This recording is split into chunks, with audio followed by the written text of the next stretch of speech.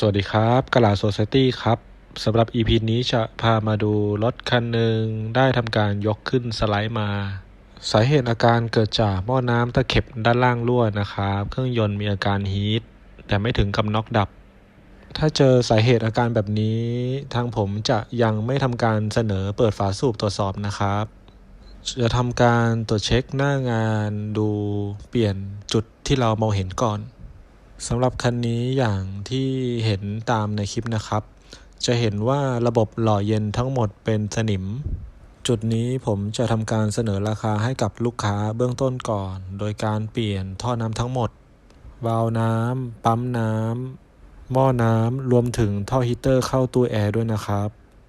สาเหตุหลักๆของการรั่วของตะเข็บหม้อน้ำของคันนี้ก็คือรถไม่มีการใช้น้ำยาหม้อน้ำนะครับเดี๋ยวเพื่อนๆสมาชิกมาดูจุดที่ผมทำการถอดออกมาทำการตรวจสอบตรงนี้จะเป็นคูลเลอร์ EGR แล้วก็มอเตอร์ EGR valve สำหรับคันนี้หลังจากถอดออกมาดูท่อเหล็กต่างๆแล้วถือว่าอาการยังไม่หนักมากนะครับถ้าเจอรถที่อาการหนักมากจริงๆจากการใช้น้ำเปล่าในการเติมระบบหล่อเย็นเวลาที่เราถอดออกมาจะพบว่าพวกท่อเหล็กต่างๆท่อฮีตเตอร์แอร์ท่อเหล็กข้างฝาสูบที่ว่าหนาๆทุกอย่างจะโดนสนิมกัดกินจนขาดจนผุทั้งหมดนะครับเพราะฉะนั้นน้ำยาหล่อเย็นที่มีคุณภาพค่อนข้างมีความสำคัญมากครับกับรถเครื่องยนต์ดีเซลทุกๆรุ่นสำหรับคันนี้จุดต่างๆที่ถอดออกมาแล้วก็ดูจากหน้างานแล้วก็มีการแก้ไขมาระดับหนึ่งแล้วนะครับในส่วนที่น็อตยึดต่างๆบางจุดที่หายไปเดี๋ยวจุดนี้จะต้องหาใส่ให้กับลูกค้านะครับตรงนี้จะเป็นสภาพของวาล์วน้ำก็จะโดนสนิมกัดกินทั้งหมดต่อไปจะเป็นสภาพของปั๊มน้ำก็ตรงนี้จะต้องทำการเปลี่ยนใหม่บางคันถ้าหนักมากจริงๆใบพัดปั๊มน้ำอาจจะแหว่งหายไปเลยนะครับเดี๋ยวไปดูที่ตัวท่อร่วม ID ในส่วนของท่อร่วม ID ตรงนี้จะต้องทำการเปลี่ยนโอลิงใหม่แล้วก็ล้างทำความสะอาดใหม่ทั้งหมดเพราะว่าดูจากหน้างานแล้วก็มีการทากาวมาก็มีการแก้ไขมาแล้วจุดที่จะแนะนำเพื่อนๆสมาชิกนะครับพวกโอลิงต่างๆของท่อร่วม ID ถ้าดูจากในคลิปแล้วเป็นไปได้ถ้ามีการเปลี่ยนไม่ต้องทำการทากาวนะครับให้เป็นเน้นในเรื่องของหน้าสัมผัสความสะอาดนะครับในจุดนี้เพราะว่าถ้าหน้าสัมผัสไม่สะอาดแต่ใช้วิธีทากาวบางทีอาจจะทำให้รั่วหนักกว่าเดิมนะครับต่อไปเดี๋ยวจะดูที่ข้อต่อ ID ตรงนี้ก็จะมีการแก้ไขมาแล้วเดี๋ยวต้องทำการล้างเปลี่ยนโอลิงใหม่แล้วก็ทำความสะอาดใหม่ทั้งหมดนะครับ